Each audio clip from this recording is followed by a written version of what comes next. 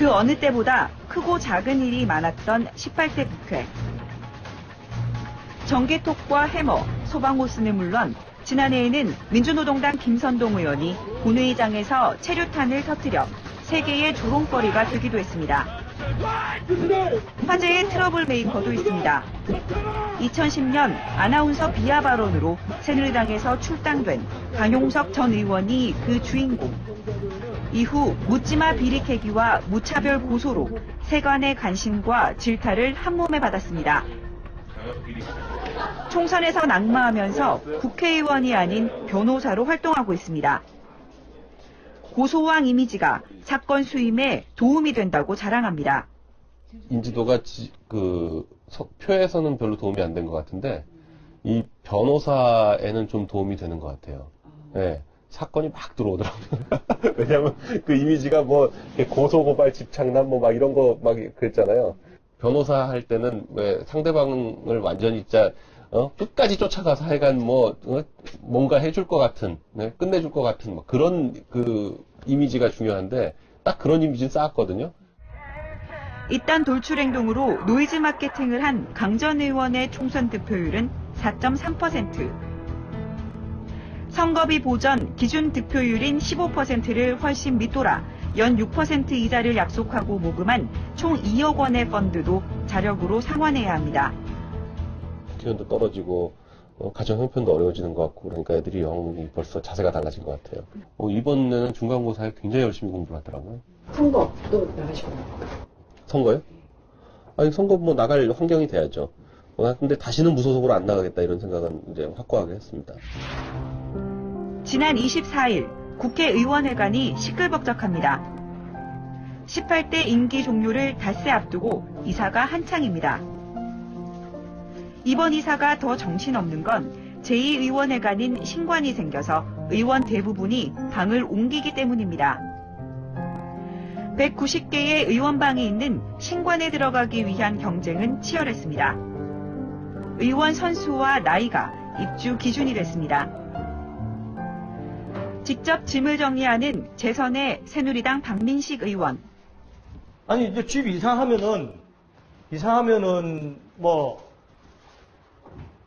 집주인 인셈이잖아요. 집주인이 와서 그래도 챙겨봐야죠.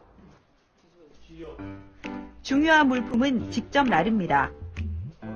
아주 제일 중요한 침대 이제 좀 도와주시죠. 바로 이 간이 침대 덕에 검사 시절부터 몸에 밴 낮잠을 해결할 수 있고 보좌진들도 야근할 때 잠깐 눈을 붙일 수 있습니다. 이불이 있습니다. 이불. 베개. 이불 베개. 이거 비밀인데. 박 의원이 이사한 신관 6층은 새로운 명당으로 급부상했습니다. 한강과 양화대교가 내려다 보이는 전망에 옥상공원까지 갖추고 있기 때문입니다. 새누리당에선 박근혜 전 비상대책위원장과 이한구 원내대표, 진영 정책위의장, 민주통합당은 박지원 원내대표 등이 6층에 있어 실세층이라 불리기도 합니다. 초선이지만 신관에 입주한 의원도 있습니다. 민주당 문재인 상임고문은 신관 325호, 새누리당 김종은 의원은 신관 630호를 사용합니다. 이석기, 김재현 등 통합진보당 당권파 의원들도 신관 5층에 밀집해 있습니다. 구관을 선호하는 중진 의원도 있습니다. 새누리당 정몽준, 정의화 의원은 구관 사무실을 계속 사용하기로 했습니다. 의사 출신이시다 보니까 의원님께서는 이제 새집증후군이라든지 먼지 알레르기 이런 거에 대해서 많이 예민하신 부분이 있으세요. 그래서 조금 리모델링한 후에 좀 안정이 되고 나면은 그때 또 늦지 않다라고 해서 좀 천천히 움직이자라고 하셔서 우선 기존에 있던 방을 그대로 입기로 했습니다. 구관이 생긴 지 24년째. 대한민국 역사와 함께 의원회관에 대한 전설도 생겨났습니다. 국회 본청과 잔디밭이 훤히 내려다 보이는 7층은 로열층으로 여겨져 늘 다선 의원들이 차지했습니다. 생각되는 여기 기숙사 앞 잔디밭이 다 보이고요. 멀리 있는 저기 한강이 직접 다 보이기 때문에 국회 본청도 보이고요. 전망이 탁 트인 게 가장 선호하는 이유인 것 같아요. 낙선한 의원들이 사용하던 방은 꺼려합니다. 444호는 기피 대상 1호. 15대 때 국창근, 16대 김낙기, 17대 정종복 의원 등 444호를 쓴 사람은 다음 총선에 불출마하거나 낙선했습니다. 18대 때 이 방을 썼던 무소속 유성엽 의원이 재선에 성공하면서 이 징크스가 깨졌지만 구관 리모델링으로 이 방은 없어지게 됩니다. 저희가 초선1대 이 방 배정을 받았는데요. 보통 사람들이 4자를 기피하기 때문에 4가 3번이나 있어서 싫지 않느냐라는 질문을 많이 받았습니다. 근데 저희는 그것을 다르게 생각해서 444면은 최소한 3선은 내리하지 않겠느냐, 그런 행운의 방이다라고 생각하고 들어왔습니다. 특히 3층은 대통령이 나오는 자리로 유명합니다.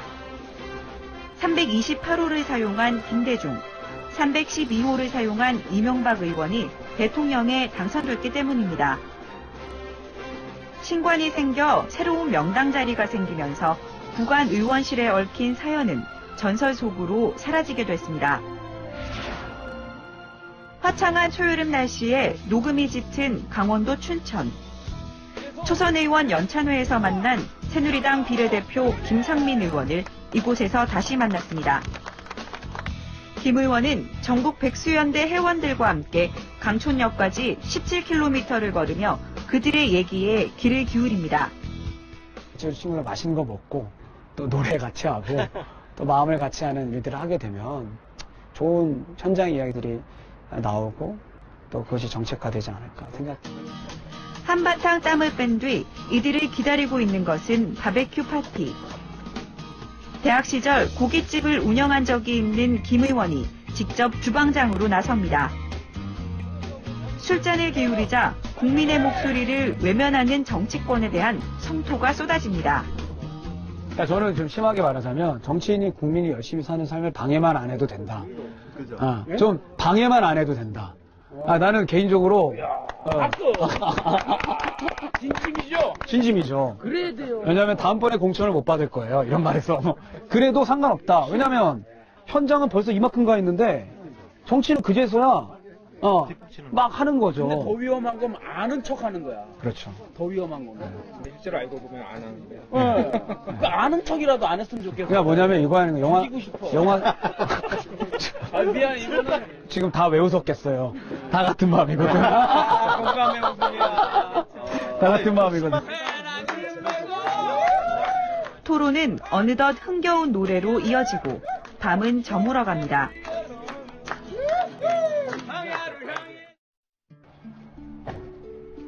나흘 뒤 다시 찾은 김 의원의 집.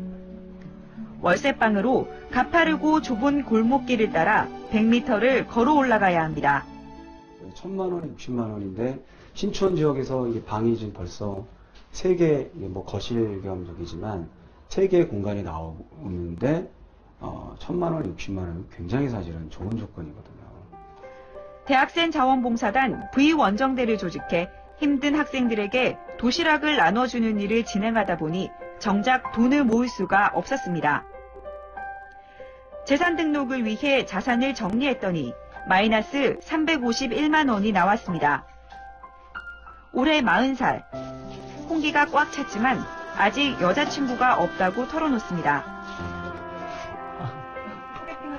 엄청 들어오는데 일단은 그 국회의원 되고 나서부터 막 들어오는데요. 일단 제가 사는 곳에 데려오고 나서 소개팅을 할지 안 할지를 좀 결정해보게 하는 게 더 유익한 거 아닐까 하는 생각을 가져요. 네. 총선에서 새누리당이 감동을 주는 인물을 다수 비례대표에 배정하겠다는 원칙을 세우면서 정치에 입문하게 된 김 의원. 국회의원 등록은 묵묵히 자신을 지지해준 부모님과 함께하기로 했습니다. 10년 전 뇌경색으로 쓰러지신 아버지에게 선물을 드리고 싶은 마음에서입니다. 제가 할게요. 관심 불편하니까. 꼭대고 감사해요. 하나님께 감사해야지. 아버지 감사해요. 네. 아버지 절 한번 올릴게요. 국민을 받들겠다는 마음을 담아 배지를 달고 아버지에게 큰 절을 올리는 김상민 의원. 아버지가 흘리는 감격의 눈물에는 국민의 삶을 그리고 나라의 미래를 잘 부탁한다는 당부가 담겨 있는 것 같습니다. 감사합니다.